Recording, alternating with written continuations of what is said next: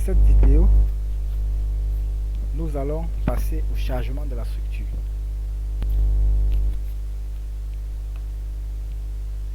Donc, pour charger notre structure, nous allons commencer par définir les cas de charge.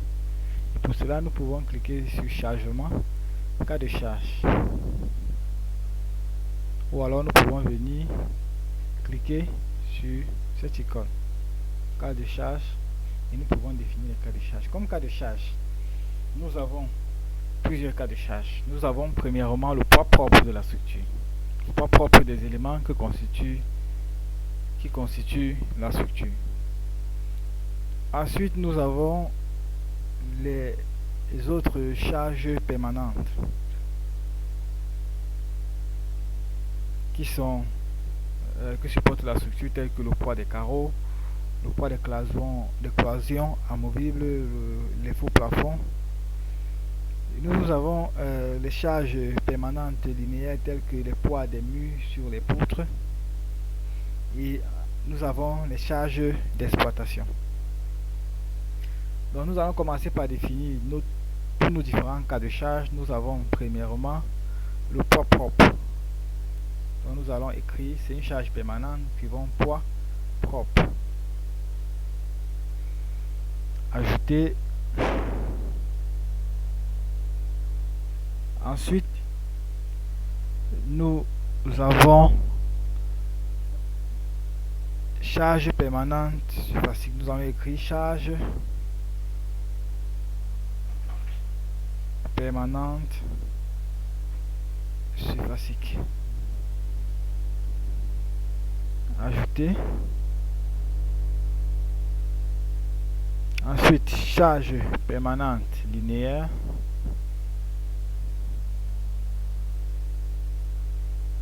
Et enfin, charge d'exploitation. Nous sélectionnons le type de charge d'exploitation, et nous mettons charge d'exploitation. Ajouter. Donc nous avons en tout 4 cas de charge.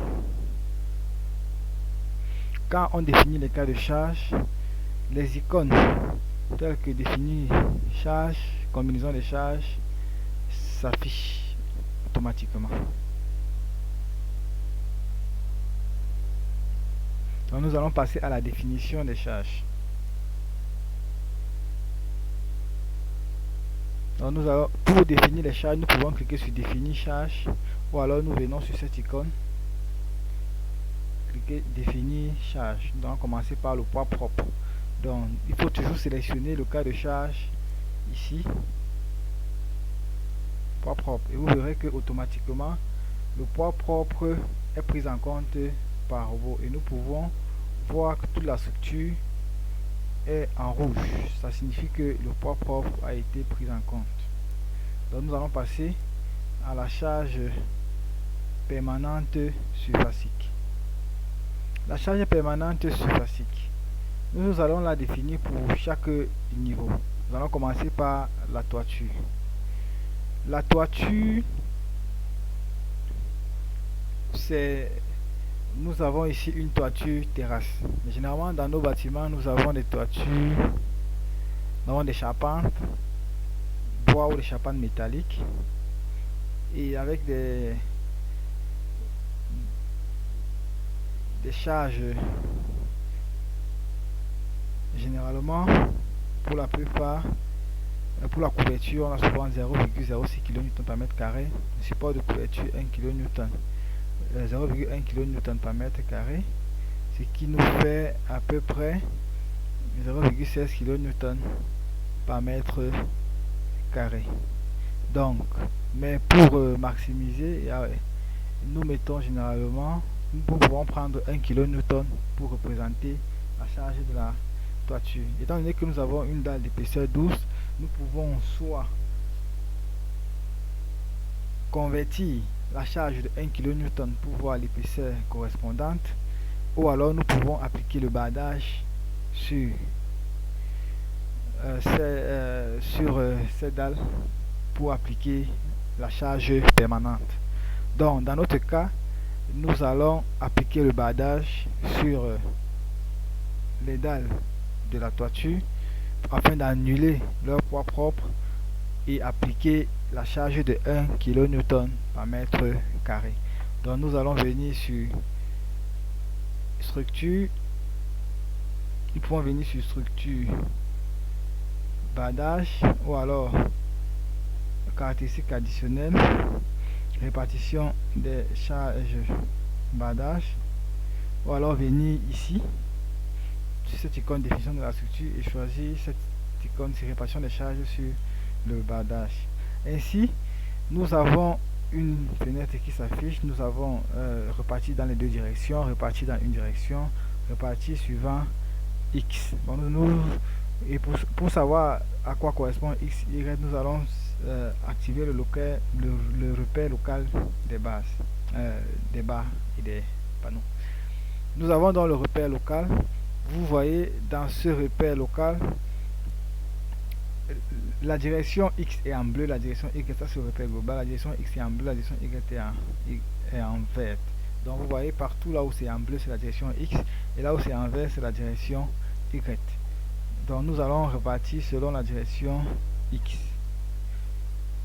Nous cliquons direction X et nous allons donc appliquer nos badages. Quand vous cliquez appliquer, vous voyez la structure change.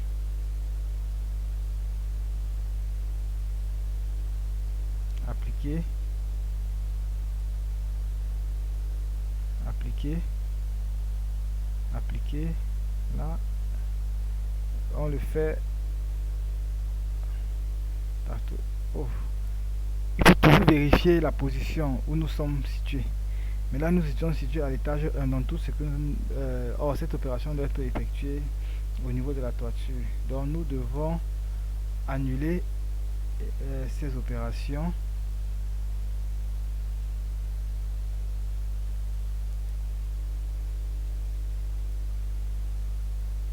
Voilà. Et on doit se placer au niveau de la toiture, toujours se rassurer de la position, toujours se rassurer du niveau de l'étage là où on travaille quand nous sommes en 2D. Là nous sommes à la toiture et là nous pouvons appliquer le badage. Ok, on applique le badage.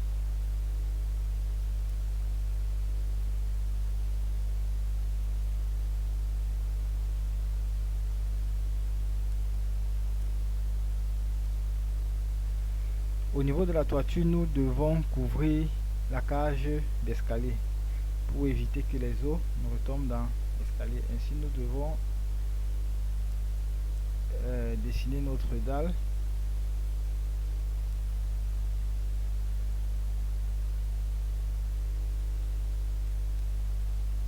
Nous prenons un rectangle.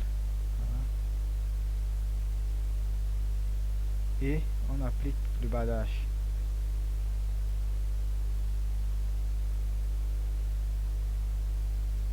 Ok. Ainsi, nous pouvons appliquer la charge permanente surfacique sans problème. Nous venons cliquer sur charge permanente surfacique. Nous pouvons désactiver le repère local des barres et nous venons donc sur définir la charge permanente surfacique au niveau de la toiture. Nous avons dit que c'est 1, donc en direction Z moins 1 ajouté et nous appliquons. Là nous sommes au niveau de la toiture. Nous appliquons là la charge de la toiture. Et là nous pouvons visualiser en cliquant sur le symbole des charges et nous sélectionnons ici dans la vue 3D permanente surfacique. Vous voyez, on peut afficher les valeurs. Voilà notre charge de la toiture.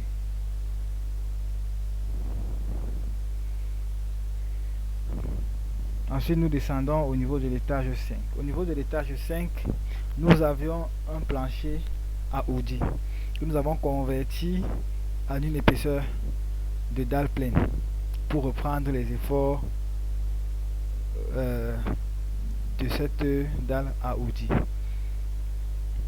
Donc nous pouvons également appliquer le badage et appliquer la charge de 2,85. Donc ici, on a déjà pris en compte le poids de la dalle à Audi, du plancher à coque 16 plus 4. Nous allons donc appliquer les autres charges. Quelles sont les charges qui s'appliquent, les charges permanentes qui s'appliquent sur les planchers? Voilà, nous allons ouvrir hypothèse des charges, un document où nous avons répertorié les charges. Nous avons la chape de 4 cm plus un carrelage plus mortier de pose 1,60 kN par mètre carré. Nous avons les faux plafonds en dalle minérale, faux plafond en contreplaqué dont 0,05 kN par mètre carré par centimètre d'épaisseur. Donc si nous avons un faux plafond de 4 cm, un contreplaqué de 4 cm, nous allons faire 0,05 fois 4 qui va nous faire 0,2 kN par mètre carré. Support de faux plafond 0,03 kN par mètre carré. Et nous avons ici le poids des cloisons mobiles 1,2 kN par mètre carré. Donc c'est la somme de ces différentes charges qui va nous donner les charges permanentes surfaciques à appliquer sur les dalles.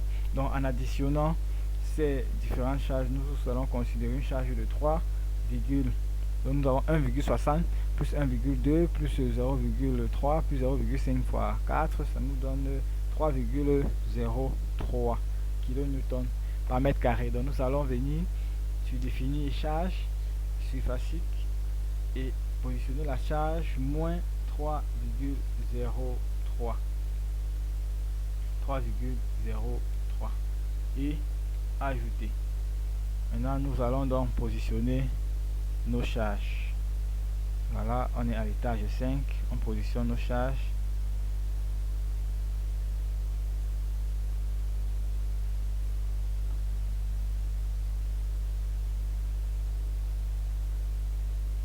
Et on peut visualiser ça en 3D. Vous voyez, les charges sont bien visibles.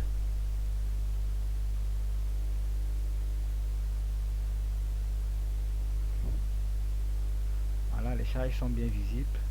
Nous pouvons voir les charges permanentes que nous avons disposées. Nous faisons de même pour les étages, pour les autres étages. Dans étage 4, faisons de même.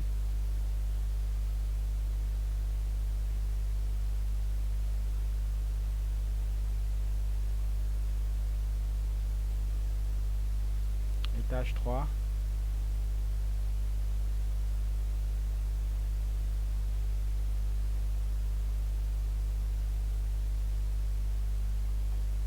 Étage 2.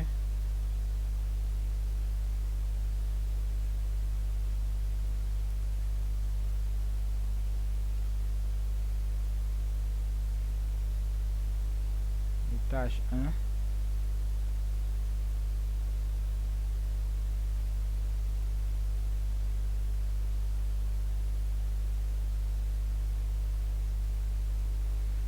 Et nous pouvons visualiser les charges permanentes surfaciques que nous avons positionnées. À chaque fois que nous choisissons un cas de charge, nous visualisons le cas de charge en question. Et là, on a choisi poids propre. Ici, on a choisi charge permanente surfacique. Nous pouvons visualiser. Poids propre, on peut visualiser. Charge permanente surfacique, on peut visualiser. Donc maintenant, nous allons passer à la charge permanente linéaire. La charge permanente linéaire ici correspond au poids des murs sur les poutres. Donc, nous avons ici aglo en brique creuse épaisseur 15 cm avec épissage 2,70 kN par mètre carré. Donc avec une épaisseur de 3, avec une hauteur de 3 mètres, nous aurons 2,70 fois 3, fait 8,81 la charge des murs sur les poutres. Et nous avons également la charge qui exerce les garde-corps sur les balcons, 1 kN par mètre. Ce sont ces deux charges là que nous allons appliquer. Donc nous commençons dans les étages supérieurs. Charge permanente linéaire. définir les charges, nous venons sur charge dans les barres et nous sélectionnons moins 8,1 appliqué et nous positionnons sur les poutres.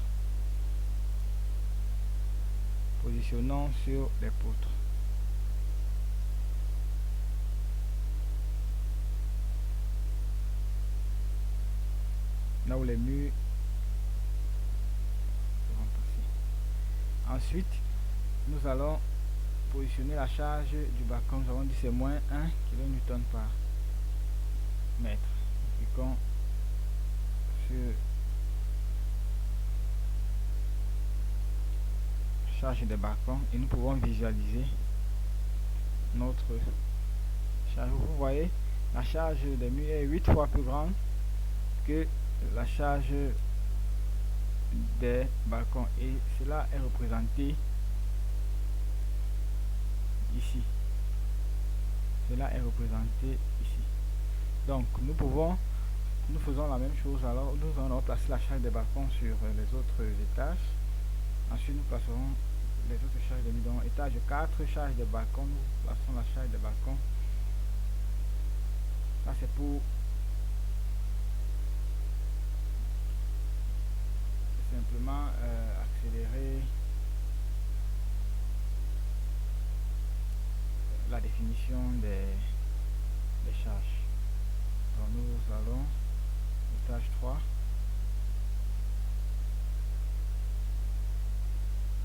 étage 2,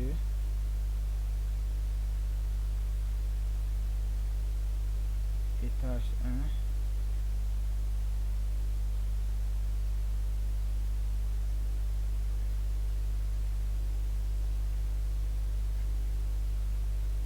ok, et ensuite nous repositionnons les charges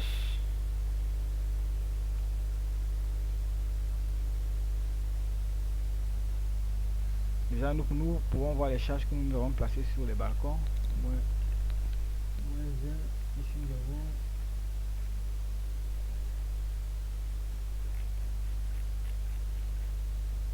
moins 1, ok, moins 1, ok. Il faut bien se rassurer du signe. Ici nous plaçons donc à l'étage 4 et nous plaçons les charges.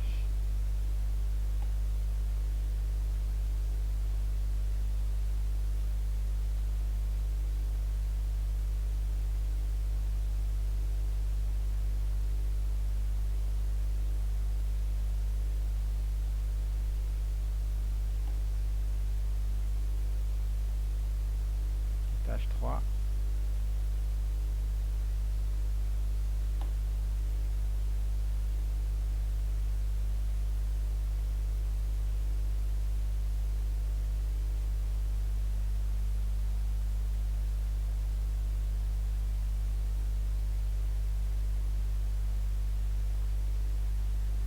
Étage 2.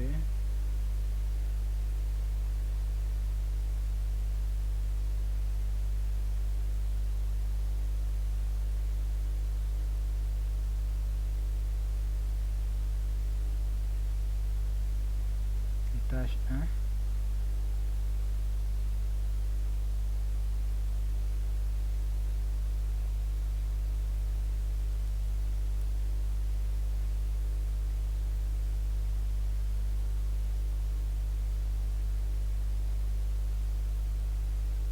Rez-de-chaussée.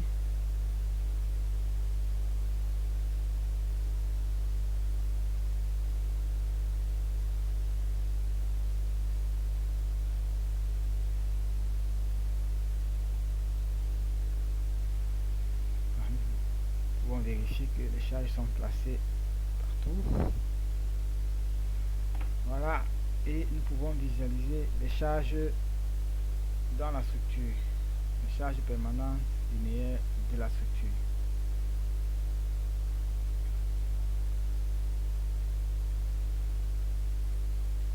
Ensuite, nous passons aux charges d'exploitation.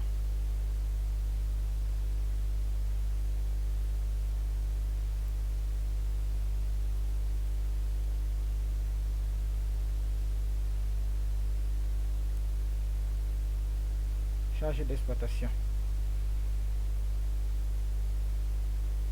Sélectionner charge d'exploitation. Nous allons commencer par les charges d'exploitation de la toiture. Charge d'exploitation de la toiture, nous allons considérer une charge de 1 kN par mètre carré au niveau de la toiture.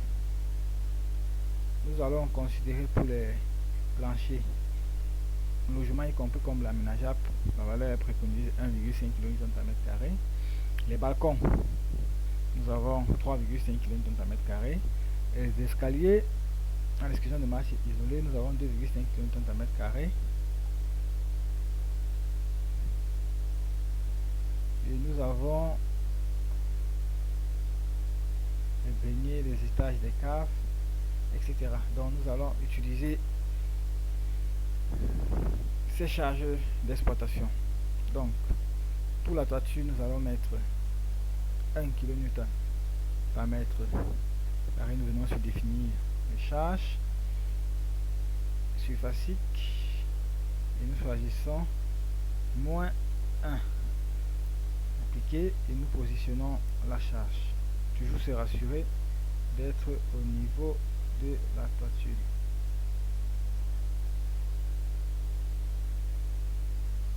Attention, on va reprendre définir, ok, on est à -1, ajouter, ok, on sélectionne là.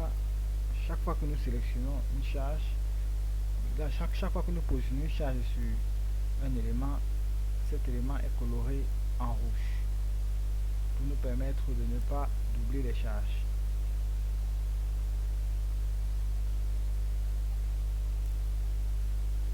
Nous pouvons visualiser la charge d'exploitation sur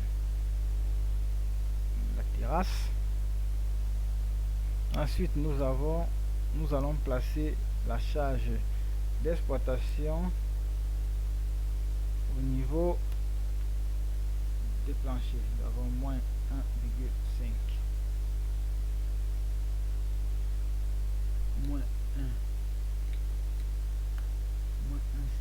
ajouter, étage 5, positionnons.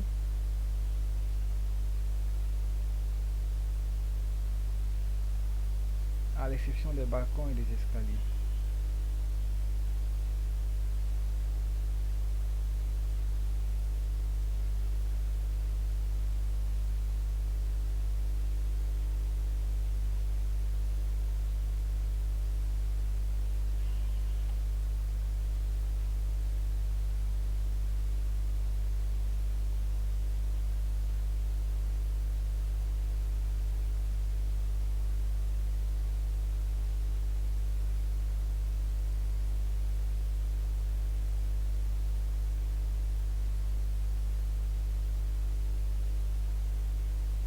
Ensuite, nous allons placer la charge des balcons. Nous avons dit les balcons, la charge des balcons fera 3,50. Donc nous allons placer une charge de 3,50 ajouter sur les balcons.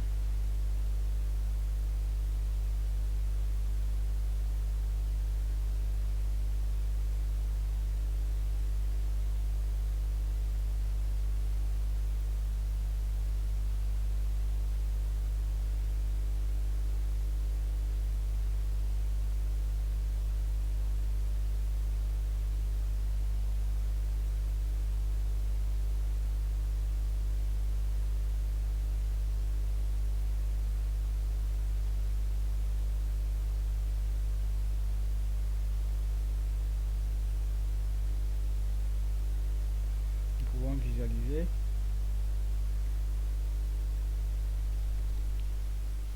charge d'exploitation,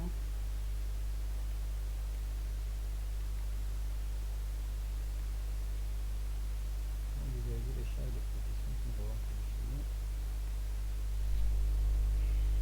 Et il manque les charges d'exploitation sur les escaliers. Nous avons dit c'est 2,5 sur les escaliers. Voilà, escalier 2,5, 250 Newton par mètre carré. Donc nous allons commencer par l'étage 5. Nous allons commencer par figer les escaliers et figer les étages, autant pour moi, et sélectionner l'étage 5. Et là, nous allons positionner la charge de 2,5 sur les escaliers. Ajouter. Nous avons là, ici et là. Ensuite, nous descendons étage 4.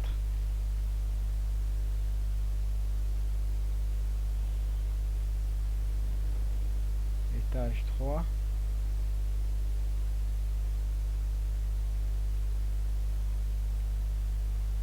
Étage 2.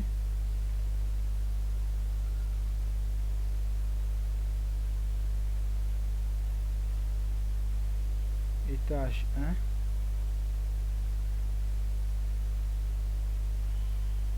Et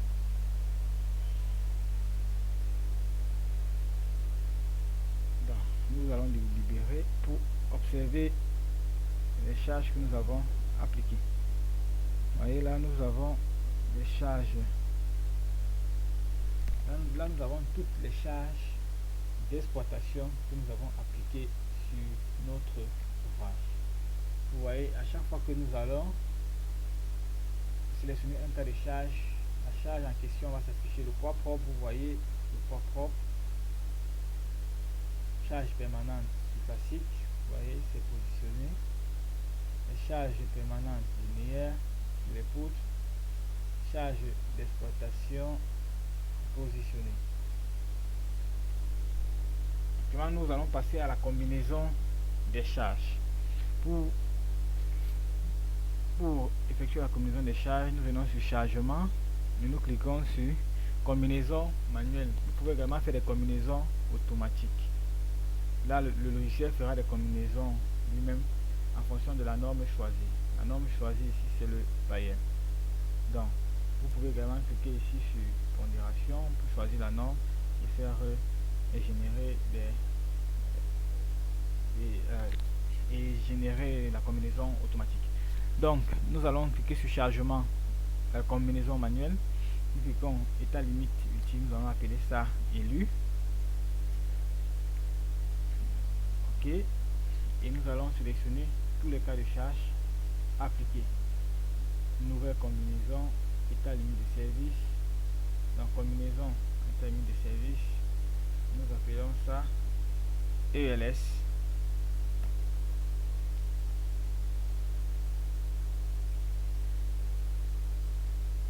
OK. Nous sélectionnons les différents cas de charge. Et remarquez que à chaque fois, le logiciel considère les coefficients de sécurité correspondants. Par exemple, pour l'état limite de service, nous avons l'état limite ultime, nous avons les coefficients 1,35 pour les charges permanentes et 1,50 pour les charges d'exploitation. L'état limite de service, nous avons les coefficients 1 pour les charges permanentes et 1 pour les charges d'exploitation. Ainsi donc, nous avons créé des combinaisons. Nous pouvons venir voir ici le tableau des combinaisons pour voir les combinaisons que nous avons créées. Nous pouvons également voir les charges que nous avons créées, tableau de chargement ici. Nous pouvons même modifier la valeur des charges ici. Voilà les charges que nous avons créées. Donc nous pouvons ici modifier la valeur des charges. Nous pouvons modifier à chaque fois la valeur des charges si nous voulons, etc. Donc, après avoir défini les charges, nous devons effectuer le maillage. Donc pour effectuer le maillage, nous pouvons venir dans analyse, maillage. Nous commençons par option de maillage. Déjà pour effectuer le maillage, il faut sélectionner la structure, les éléments sur lesquels nous voulons effectuer le maillage. Donc maillage, option de maillage, où nous pouvons également venir sur cette icône, option de maillage, génération des options de maillage. nous venons sur option de maillage et nous choisissons le maillage que nous voulons. Donc nous allons choisir de l'eau. Option avancée, nous allons choisir de l'eau et quand nous allons choisir la taille de l'élément 0,25. Ok, et nous pouvons générer le modèle de calcul.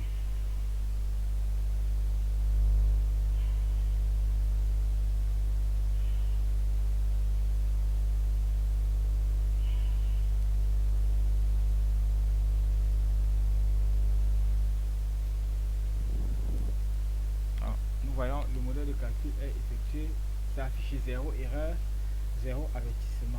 Donc la structure est bien chargée, elle est bien modélisée, il n'y a pas d'erreur de calcul, il n'y a pas d'erreur. Donc maintenant nous pouvons donc calculer la structure.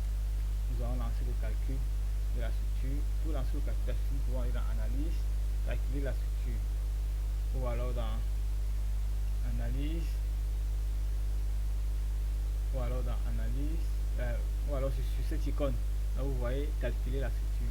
Nous lançons le calcul de la structure.